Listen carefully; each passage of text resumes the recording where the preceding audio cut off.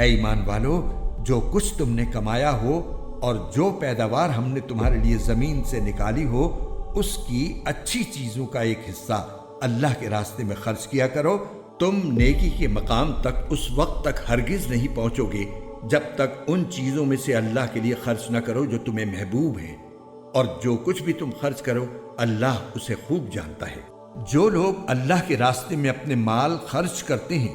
ان کی مثال ایسی ہے جیسے ایک دانہ 7 بالیں اگائے اور ہر بال میں 100 دانے ہوں،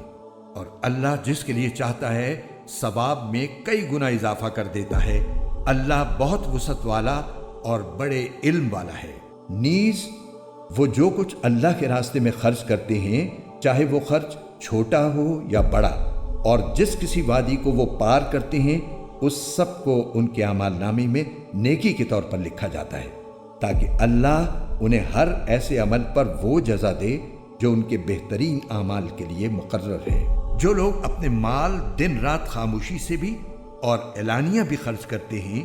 وہ اپنے پروردگار کے پاس اپنا ثواب پائیں گے،